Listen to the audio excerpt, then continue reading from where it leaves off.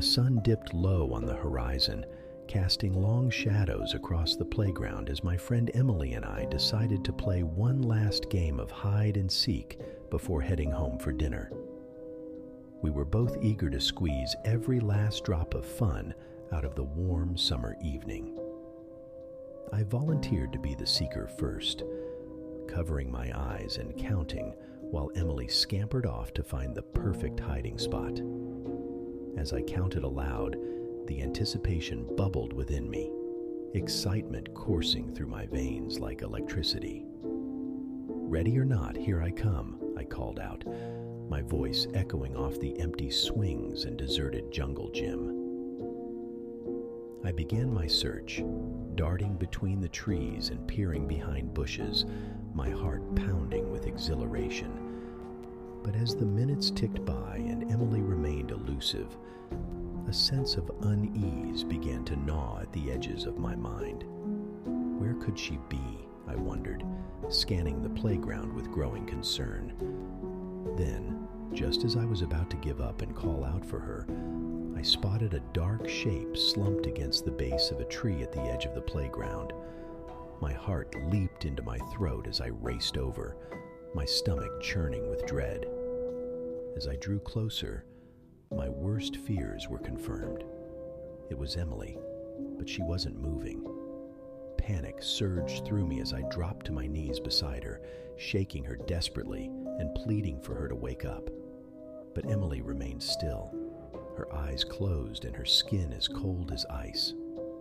And then I saw it, the blood, pooling around her lifeless body, staining the grass crimson in the fading light of the evening. My hands trembled as I reached out to touch her, hoping against hope that she was still alive. But as I brushed against her, something sharp and jagged pierced my skin, and I recoiled in horror. It was a knife, buried deep in Emily's chest, its gleaming blade coated in her blood. I gagged, bile rising in my throat as I struggled to comprehend the brutality of what had happened.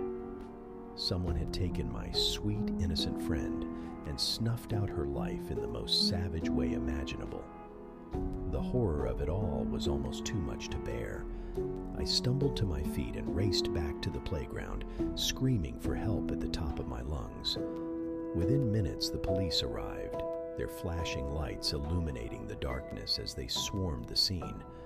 But even as they searched for clues and gathered evidence, I couldn't shake the feeling of dread that settled over me like a suffocating blanket.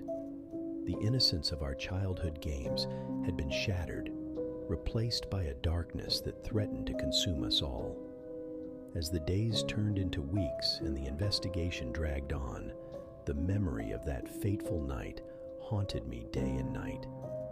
I couldn't escape the guilt that gnawed at my soul, knowing that I'd been unable to save my friend from the clutches of evil. And as I lay awake at night, tormented by nightmares of Emily's final moments, I knew that I would never be the same again. The playground where we had once laughed and played had become a graveyard, a silent testament to the horrors that lurked just beyond the safety of our childhood dreams.